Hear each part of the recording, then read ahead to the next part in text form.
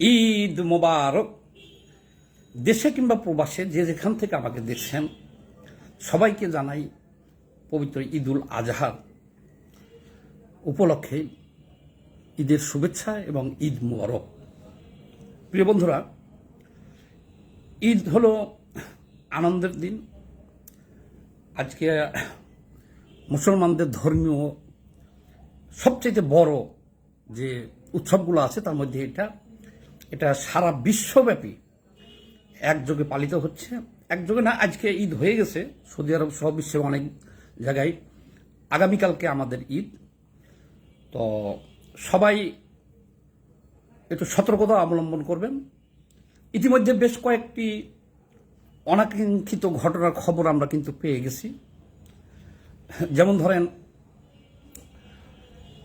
এটা ঈদের আনন্দ করতে যায় যাতে নিরানন্দ না হয়ে যায়। প্রতি বছর অনেক মানুষ আমাদের কিন্তু অ্যাক্সিডেন্ট, দুর্ঘটনায় প্রাণ হারায় এবং পঙ্গুত্ব বরণ করে নেয়। গত রোজার ঈদেও এই ধরনের ঘটনা ঘটেছে। এই খবর কি কেউ রাখেন? কেউ মনেও রাখে না।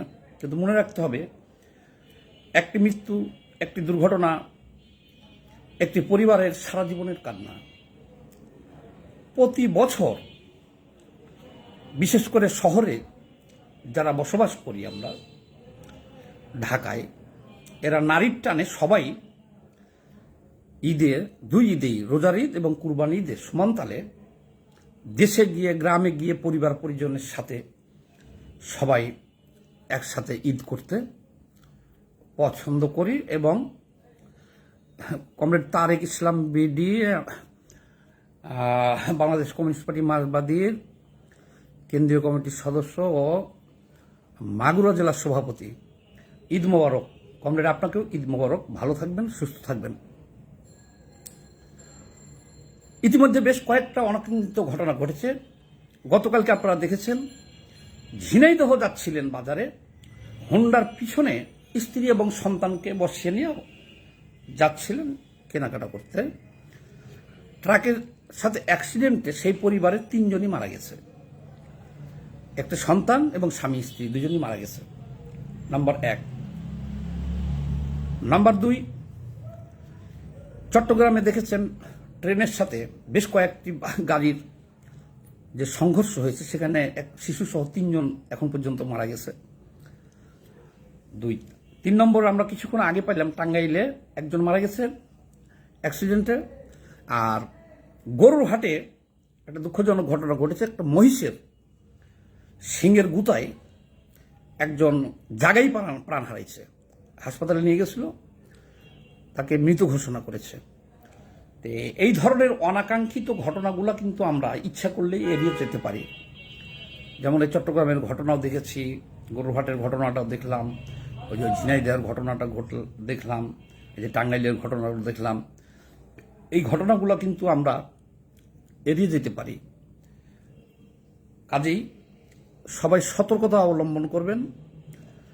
মনে রাখবেন, 2 ঘন্টা পরে গেলেও কোনো অসুবিধা নাই, 4 ঘন্টা পরে গেলেও কোনো অসুবিধা নাই। বিশেষ করে ড্রাইভাররা প্রতিযোগিতায় নামে যে কখন দ্রুত এই টিপটা পৌঁছে দিয়া গাড়িটা নিয়ে এসে আবার ঢাকা থেকে প্যাসেঞ্জার নিয়ে যাব। এরকমটি করবেন না। আর যারা যাত্রী, ট্রেনেই যান আর বাসেই যান, এই নিরাপত্তার বিষয়টা খেয়াল রাখবেন। প্রতি ঈদে যারা প্রাণ হারাচ্ছে, পঙ্গুত্ব বরণ করতেছে, এর অন্যতম একটা কারণ হলো, প্রধান কারণটাই হলো কম্পিটিশন, তাড়াহুড়া, কে কার আগে যাবে এটা।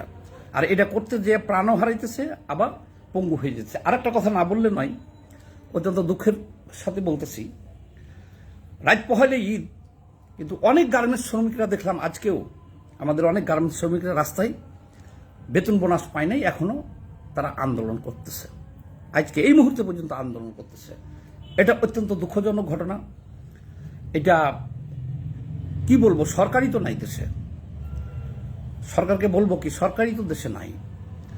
আর এই গার্মেন্টস ইন্ডাস্ট্রির মালিকরা অবিবেচকের মতো, গত ঈদেও আমরা দেখেছি এই ঘটনা, এই ঈদেও দেখলাম, প্রতি ঈদেই এরকম ঘটনা ঘটে। আবার কুরবানি বিতরণের ক্ষেত্রে যারা কুরবানি দিচ্ছেন, বিতরণের ক্ষেত্রে আমরা গত কুরবানিতে কিছু দৃশ্য দেখেছিলাম খুব অনাকাঙ্ক্ষিত, সেটা সারা বিশ্বব্যাপী এটা সমালোচিত হয়েছিল। যেমন ধরেন ছাদের উপর থেকে যারা গরিব মানুষ, দরিদ্র মানুষ মাংস সংগ্রহের জন্য আসে, তারা নিচে রাস্তায় ছাদের উপর থেকে মাংস ছিটিয়ে দেওয়া হচ্ছে। আবার কেচি গেটের ভিতর থেকে, কেচি গেট বন্ধ রেখে কেচি গেটের ভিতর থেকে এইভাবে দৃষ্টিকটুভাবে বিতরণ করা হয়। আপনারা দয়া করে সে কাজটি করবেন না। সবাই ভালো থাকেন, ধন্য থাকেন। আমরা চাই যারা ঢাকা ছেড়ে দেশে যাচ্ছেন পরিবারের সাথে হাসি খুশি ঈদ উদযাপন করে আবার সুন্দরভাবে ঢাকায় ফিরে আসবেন। সবাই ভালো থাকবেন। সবাইকে আবারও সালাম। আমাদের পটুয়াখালী জেলার কমরেড সাহেব এখন যোগ দিচ্ছে শেষ সময়ে। ঈদ মোবারক কমরেড। উনি বাংলাদেশ কমিউনিস্ট পার্টি মার্ক্সবাদী পটুয়াখালী জেলার সেক্রেটারি কাউসার হোসেন। আপনাকে স্বাগতম এবং ঈদ মোবারক। এখন আমি বিদায় নিতেছি, ভালো থাকবেন।